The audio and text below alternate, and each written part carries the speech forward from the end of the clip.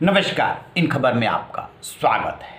आज़ाद भारत की वो पहली महिला शबनम जो फांसी पे चढ़ने वाली है, उसकी फांसी टल सकती है।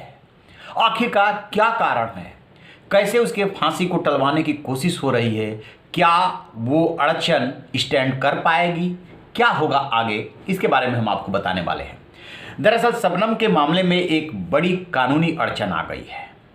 उसकी दया याचिका और पुनर्विचार याचिका खारिज हो चुकी है। दया याचिका राष्ट्रपति के यहाँ से, पुनर्विचार याचिका सुप्रीम कोर्ट से खारिज हुई है। इस बीच उसका 12 साल का बेटा ताज, जो कि जेल में ही पैदा हुआ था और किसी की सुपुर्दगी में, मतलब उस व्यक्ति ने उसे गोद ले लिया है, बुलंदशहर में वो पल रहा है, बढ़ रहा है। उसने फिर से राष्ट्रपति और राज्यपाल से अपनी माँ को छोड़ने की अपील की थी। वो इमोशनल अपील थी, उससे कानून पे कोई बहुत ज़्यादा फर्क नहीं पड़ता। लेकिन अब जो कारण निकल करके आ रहा है, जो मैं बताने जा रहा हूँ, वो कानूनी अड़चन स्टैंड करती है।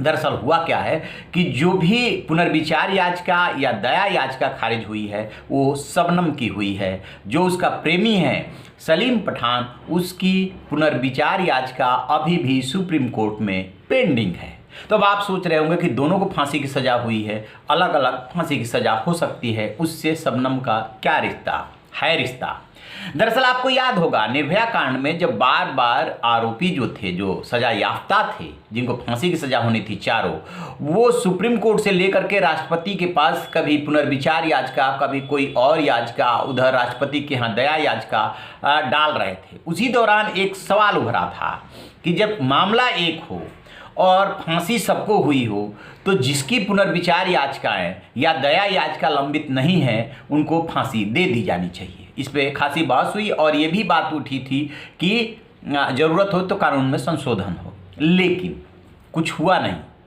अल्टीमेटली वो चारों फांसी पे चढ़ गए, लेकिन अभी भी वो ग्राउंड एग्जिस्ट करता है। यानी कि मामला एक है, इन्होंने अपने परिवार के 7 लोग को मारा, शबनम ने अपने प्रेमी सलीम के साथ मिल करके। दोनों का जो मामला है वो एक ही केस बन रहा है कि 7 लोग के मारने के आरोप में session court, high court, supreme court तक दोनों का मामला साथ लड़ा गया। इसके बाद जो शबनम है, उसने जो है सुप्रीम कोर्ट में पुनर्विचार याचिका और राष्ट्रपति के पास दया याचिका दायर की, जो कि दोनों खारिज हो गई। लेकिन सलीम की, यानी उसके प्रेमी की जो पुनर्विचार याचिका है, वो सुप्रीम कोर्ट में अभी भी पेंडिंग है। तो इस आधार पे जैसे ही magistrate death warrant, black warrant जिसको बोलते हैं, जारी करेगा, यानी कि राष्ट्रपति के यहाँ से दया याचिका खारिज होने के बाद, तब जो है शबनम जो है हाई कोर्ट को अप्रोच कर सकती है। उसके वकील हैं शमशेर सैफी, उनका कहना है कि डेथ वारंट जारी होने के बाद हाई कोर्ट जा सकते हैं और हाई कोर्ट से ये कहेंगे कि मामला एक है और अभी सलीम की जो पुनर्विचार याचिका है सुप्रीम कोर्ट के सामने पेंडिंग है, लिहाजा फांसी कैसे दी जा सकती है। तो इसका क्या जवाब होगा? निश्चित रूप से अभी तक के जो नियम, कानून और परंपरा है, उसमें जो है ये बहुत बड़ी कानूनी अड़चन है। अब उससे पहले ही सुप्रीम कोर्ट उसकी भी पुनर्विचार याचिका को खारिज कर दे, सलीम की, जब अब डेथ वारंट जारी होने से पहले ही, और उसके बाद फिर वो राष्ट्रपति के पास दया याचिका लेकर के जाए और राष्ट्रपति भी उसको खारिज कर दे, तो ये जो ग्राउंड है तब ये काम नहीं करेगा, क्योंकि अभी तो उसके लिए डेथ वारंट जारी नहीं हुआ है। कितने दिनों बाद होगा, थोड़ा समय लगेगा। इस बीच सुप्रीम कोर्ट और राष्ट्रपति के यहाँ वाली यदि प्रोसेस उसके हस्बैंड की कंप्लीट हो जाती है, उसके प्रेमी की कंप्लीट हो जाती है, तब ग्राउंड एग्जिस्ट नहीं करेगा। लेकिन यदि प्रोसेस ही कंप्लीट नहीं होता है, सुप्रीम कोर्ट में वैसे ही पेंडिंग रहता है, तो जब तक सुप्रीम कोर्ट में पेंडिंग रहेगा, तब तक जो है सलीम जो है दया याचिका लेकर के राष्ट्रपति के पास नहीं जाएगा। यानी कि ये जो कानूनी प्रक्रिया है जिसको फॉलो करना जरूरी है, वो जब तक चलती रहेगी तब तक शबनम की फांसी टल सकती है। थोड़ा सा बैकग्राउंड आपको बता दें कि शबनम ने किया क्या था।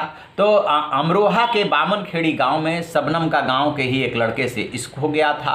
परिवार के लोग इस रिश्ते को स्वीकार करने को तैयार नहीं थे। फिर शबनम जो है पढ़ी लिखी है, इसके बावजूद उसने जो है घर के लोगों को नशीला पदार्थ, दवा खिलानी शुरू कर दी, और जब वो लोग सो जाते थे तो वो सलीम को बुला लिया करती थी। लेकिन इसके बावजूद परिवार के लोगों को सारी बात पता चल गई, तो उन्होंने ऑब्जेक्शन किया। तो एक दिन दोनों ने मिल करके ये खौफनाक प्लानिंग, साजिश रच डाली कि अब इनको रास्ते से ही हटा देते हैं।